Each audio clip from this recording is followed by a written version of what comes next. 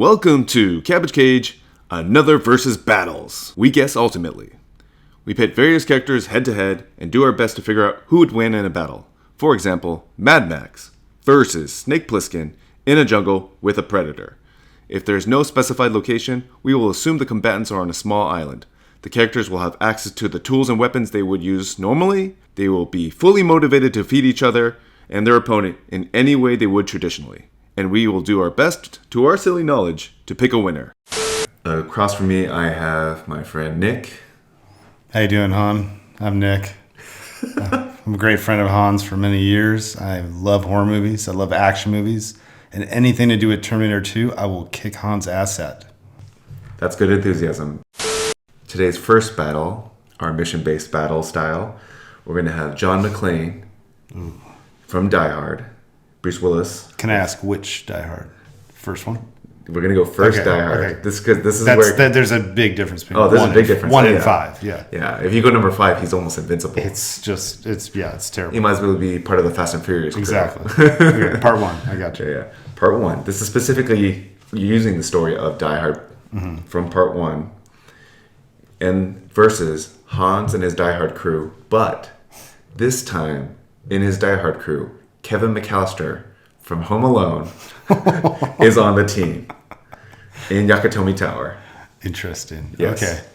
Okay. Now, is Kevin working with the team? Like, he can be like, "Hey guys, I got these traps." Yes. And I really, if Hans's like team listens to Kevin, set up the traps. So Hans is still the boss. Okay. But he's now Kevin McAllister is one of the henchmen, and he's fully motivated, knowing that John is the enemy. God, that's a good one. I mean, man. Let's play it out. Just play it out. I mean, Bruce is. John McClane is going. Not John McClane.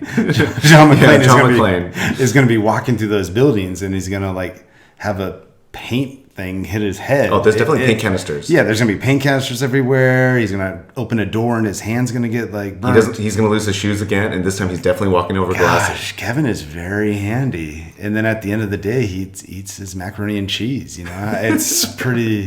Yes. But John has a gun. John has a gun. And you can just shoot. But this is my question to you. Okay, see, this is an interesting fact to play in this game. Is John McClane, we know he's a killer, but will he kill a kid for his life? And that I don't think, because even when he was talking to what's his name, Carl from Family Matters, he was talking to that guy shot a kid, and that's why he's like grounded. So and John McClane was very sympathetic. John McClane. Sorry. Well, you can say Bruce Willis if you want. was very sympathetic towards that character. Yeah. So I don't think he would shoot a kid. No. At least part 1, John. Yeah. So I don't think he would know. He would have to like knock him out or something. Okay. Well, he could knock him out and still accomplish his goals. So do you think he knocks out Kevin? Does John McClane, aka Bruce Willis, get through all the traps and all the henchmen that he did before? We know he gets through the henchmen. He gets injured badly by doing his foot is jacked. His foot is jacked. His body's beaten up. The only reason why he gets upper hand with Hans is because he hides the gun himself. He's kind of tricky. Kind of tricky like Kevin. Yeah. So do you think he gets through all the henchmen, but with even more difficult traps now of Kevin McAllister style capability? I honestly, at this point, I think Kevin on Hans's team, because he won't shoot a kid. Yeah. I honestly think John doesn't stand a chance. Because because remember they have the blowtorch that they use to save. He's definitely going to use that. I think for some reason the Wet Bandits are almost superhuman that they survived Home Alone. Yeah, they were superheroes in that movie. Yeah, they somehow survived all those things that should kill you. And he's like running upstairs and stuff. Yeah. I mean, just getting into the damn house in Home Alone, Joe Pesci like fell 20 times. Like, I think with you think Kevin wins? Yeah, I think it's hands down. All right, I'm with you. John's not going to win.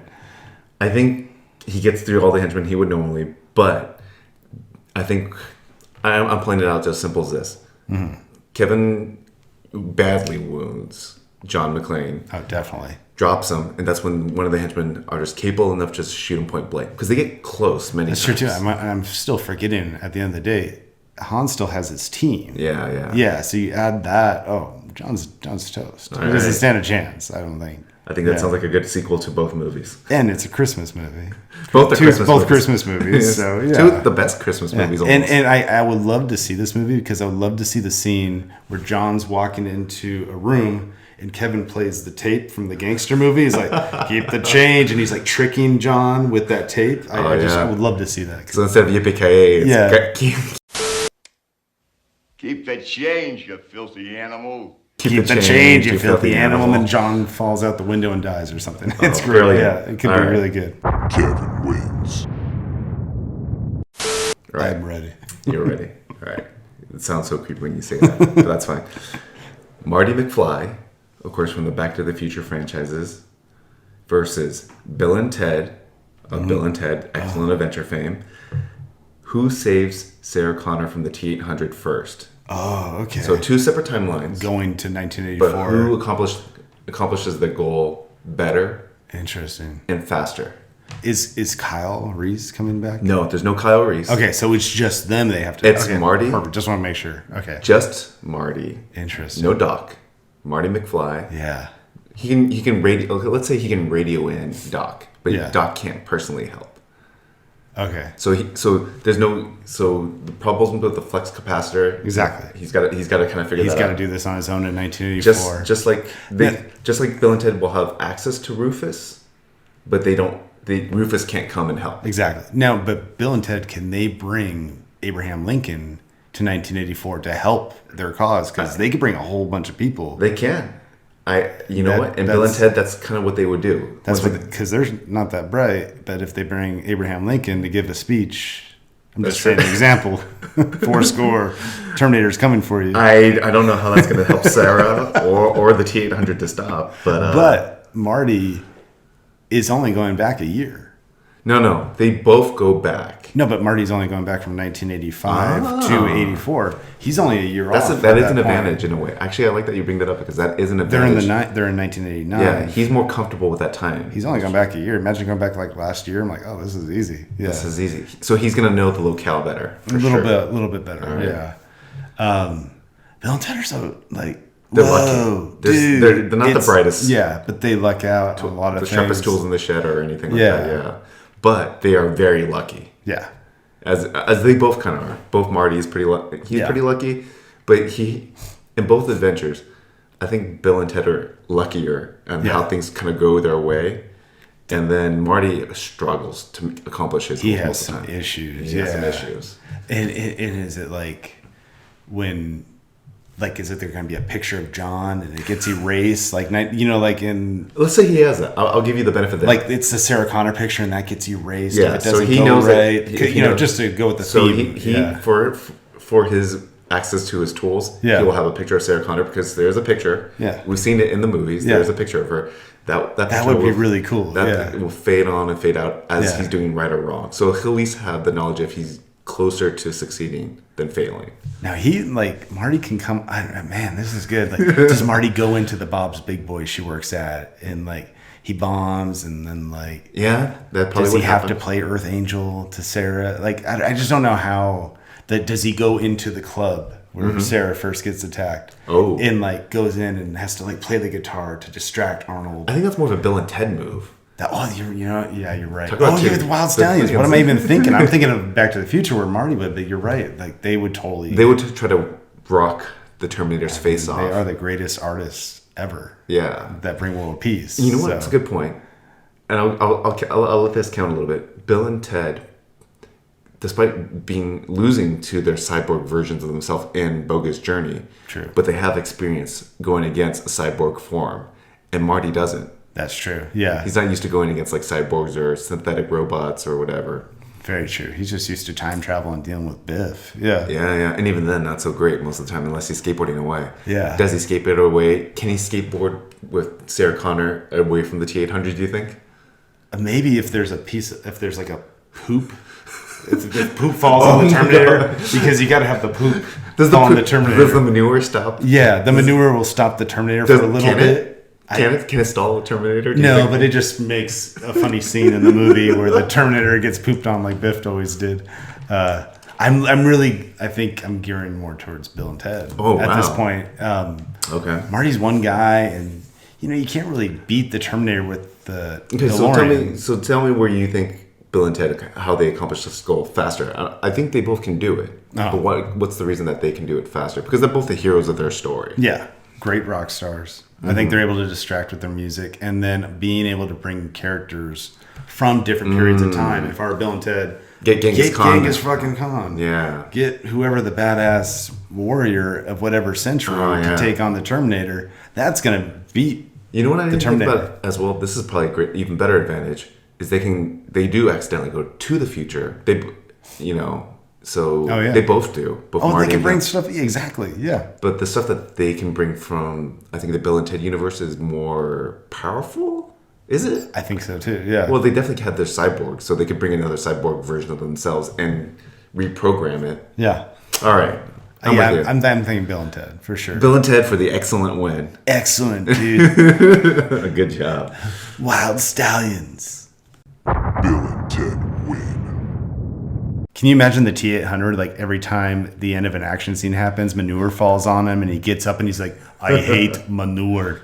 We do That's my Arnold. That's your Arnold. You can do better than that. Come on, one more time. I hate manure. It's really bad tonight. It is really bad. It's really bad. Can you do it? I appreciate it. Yeah. I hate manure. That's actually way better. Is it better? Yeah, I don't know. That's really good. Oh, good. Han, you should be an Arnold Impersonator. Yeah. Thanks. What's better, Nick? Wes Anderson making a big blockbuster summer movie, or Michael Bay making a small indie flick? What's better? What's better? Let's talk about this. Wes Anderson, like his shot, they're two totally different filmmakers. Michael Bay will Exactly. edit the hell out of a scene and get these awesome visuals, but Wes will just put the camera down. And sometimes it would be nice to see actually the Transformers. And actually be able to see, like actually transform and actually see what the hell I'm looking at. Where Right. Wes would put that thing on a tripod and be like, and let ILM do its thing. Now the action won't be as like fluent, but then again, it could be really cool to see Wes do some big, stylized I get you. West style action movie. All right, this is how I see it. They both obviously clearly have their aesthetic. You can recognize a Michael Bay flick and a Wes Anderson flick just from 3 scenes, barely, or maybe even before that. With us, we probably just need a clip or a screenshot. I like the Wes Anderson color palette. I wonder if you can bring it to a summer blockbuster. I think there's something to that. Yeah.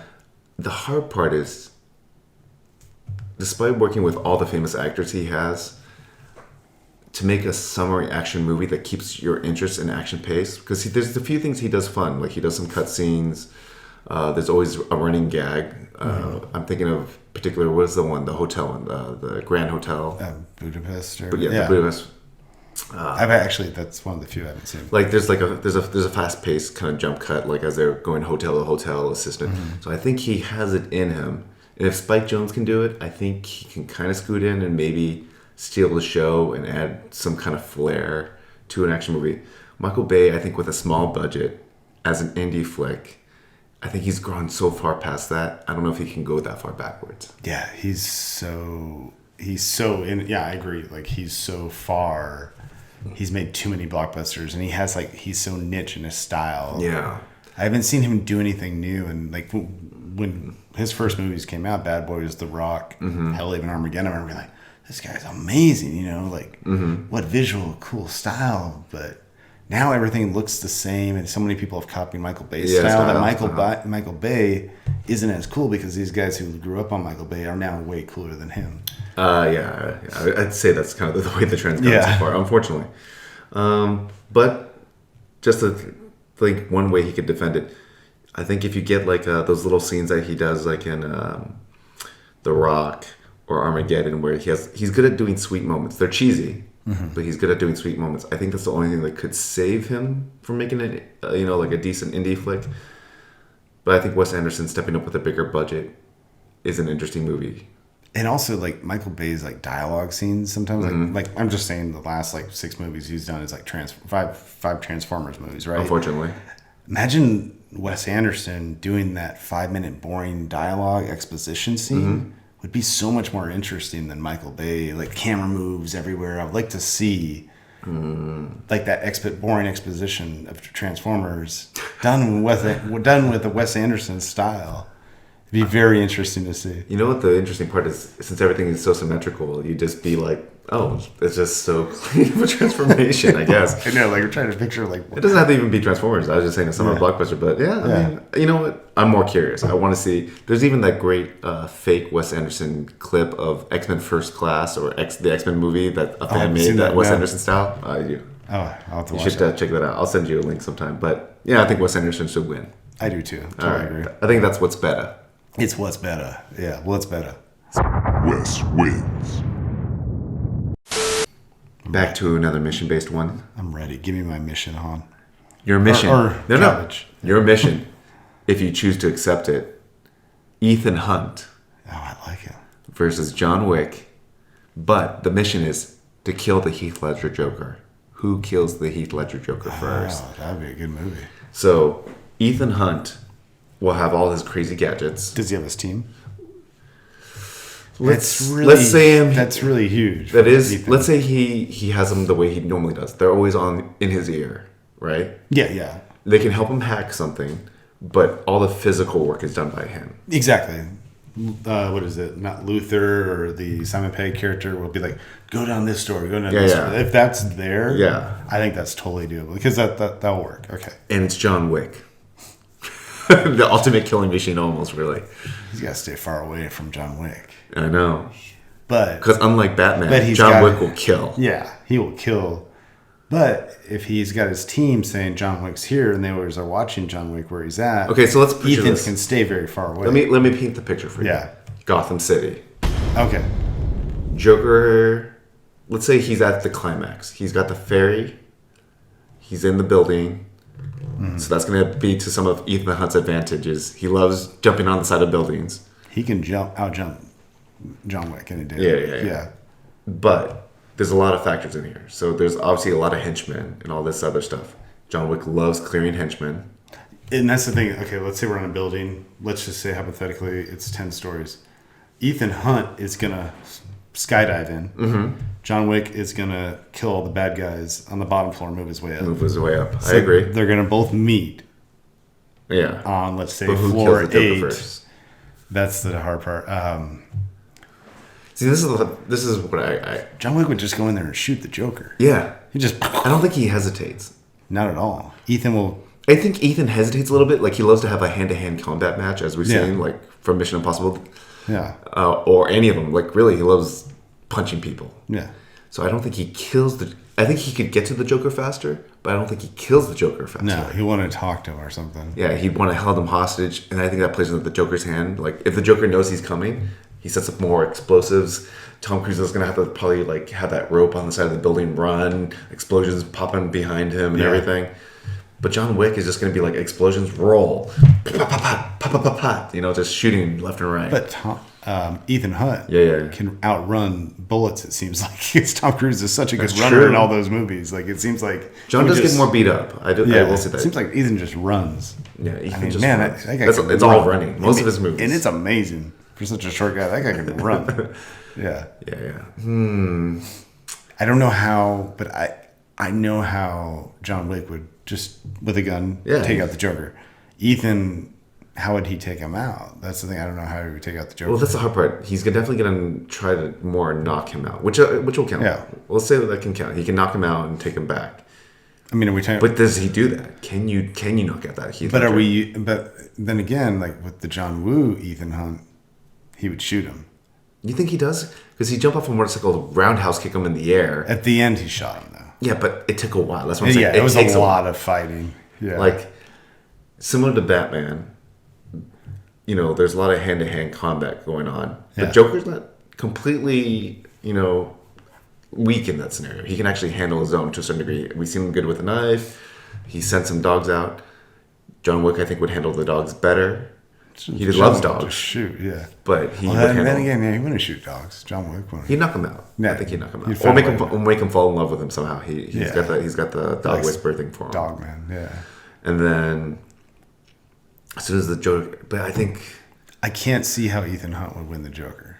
kill the Joker. Or kill the Joker. I can't see that. Okay, so you're saying that he gets to him, but he can't kill him. It has to be a lot of fighting. Like, even Fallout, he did kill the bad guy. I'm not trying to spoil anything, but he did kill the bad guy at the end. But it was a lot of fighting before. All right. And John Wick would just come in there and shoot him. I think I'm with you. Like, this is so close for me. Like, because I really do believe Ethan Hunt gets to the Joker faster because he would take the most ridiculous, extreme stunt way. But do they fight for 5 minutes with John and then kill? Yeah, but I think John Wick would kill him within 2, at most. Mm-hmm. So this is the question: does Ethan Hunt get to the Joker faster than the time that John Wick would take time to make up time to kill the Joker? So let's say going up 10 stories. You're saying 10 stories. Going up 10 stories and killing a bunch of henchmen. In all fairness, those henchmen, most of them are in disguise, but he goes through them. Let's say he goes through all of them. It's 10 floors. How fast is 10 floors for one man to get up? Let's see, 10 stories with, let's say, about 5 henchmen on each floor, roughly. That's what it looked like. John Wick take him out pretty quick. Take him out pretty quick. What do you think? That takes him 5 minutes? 5 to 10 minutes, let's say. 5 to 10 minutes. So we're saying 5 to 10 minutes. Because he's got to load his gun. And he kills the Joker. Well, he also steals guns from the henchmen too. Exactly, yeah. So let's say 12 minutes. It takes him 12 minutes to kill the Joker. So Ethan Hunt gets on a helicopter, skydives. That takes what? 2 minutes. 2 minutes. Okay, so he's on the building on 2 minutes. He's got to break in the building. So let's say another minute. Yeah. And then he sees the Joker. He has to fight off the dogs. He could figure out I think one of the guys would figure out a door to shut and lock the dogs in like some room. Oh, all right. Like Luther would be like, I'm gonna lock him in this room. You know? Okay, so they lock the room. Now he's got about 4 minutes. He's 4 minutes, and you say he takes 5 minutes to kill the Joker. If he kills the Joker, about 5 minutes. It'd be a lot of punching, a lot of fighting based on the other movies, a lot of talking about why are you doing this? Okay, yes. You're crazy, Joker. So you're saying to kill the Joker once he sees him and he put the dogs away now? I still think John Wick would come in. So no. I'm just getting you to answer this question. Do you think Ethan Hunt? How long does it take him to kill the Joker from that point where the dogs are taken care of and he sees them face to face? Based upon the other movies, either he doesn't kill him or it's like 10 or 15 minutes. 10 or 15 minutes. Yeah. So if it takes 10 minutes, John Wick wins. John Wick wins. I'm just trying to get the timing down. Yeah, I just picture John Wick going in, doesn't even say a word, just shoots. Okay, sweet. I think it takes at least a minute because he does like the double kind of check his area. True. Yeah. And even with the last villain on John Wick 2, he obviously did a little fight. Yeah. But I think yeah. But that's because he ran out of, once again, bullets. Yeah. All right. John Wick wins. John Wick. All the way. All right. Wick wins. And Nick, of course, you're a horror guy. I am. That sounds terrible. No, you love your horror movies, so here we go. Annabelle versus Chucky. The Battle of the Dolls. And they're on the island. No, let's just to make it interesting, it's still a plain old versus, but instead of an island, let's say they're in a house. They're both comfortable in the house. Yeah. That's where they have using their setting. Yeah. Yeah, because that way they can get a kitchen knife. They can slam a door abruptly, stop the other one from coming in and all that stuff. I'm going to say, I think Chucky. Okay. I know more about Chucky. And also, like, I think, if you've seen Child's Play Part 2, he just will not stop. Okay. They take off his leg. They take off his arm. Like, he just is a thing that keeps going. And also, he has that thing where he gets someone on the ground and he can also transfer to someone's body, technically. It never happens in the movie, but Annabelle kind of does the same thing, I would say. That's true. But if he does, then he can just keep switching bodies. Yeah. And you can't really kill someone if they keep moving to different bodies. I see what you're saying. This is what's weird for me, because I saw Annabelle Creation, unfortunately. I haven't seen that one. Oh, well, lucky you. Yeah. So there's this weird part, obviously, as she's being created, where she's also controlling a scarecrow-like monster as an assistant, like she's possessing like some kind of extra thing. But that scarecrow also disappears out of nowhere when you think they would help kill more. Yeah, doesn't play up. Yeah. So I think it stalls Chucky because it's a full adult-sized like monster coming out. stopping Chucky, but Chucky's used to fighting adults, right? So. Oh yeah. That's usually his main prey. And Annabelle's pretty straightforward. But how about this? We've seen Chucky fall in love with another doll. Tiffany. Yeah. Yes. Would he fall in love with Annabelle, or is that too much of a child? Spirit-wise. And then like he likes him talking back a little. He likes him to be a little more human. That's why I like Tiffany, and it became like the Bride of Frankenstein in those movies. Like it was like he kind of, I think, he definitely wouldn't fall in love with Annabelle. She's too weird. All right. Yeah. I give it to the horror expert you are. If you say Chucky wins. I say Chucky. All right. And the guy has like 7 movies now.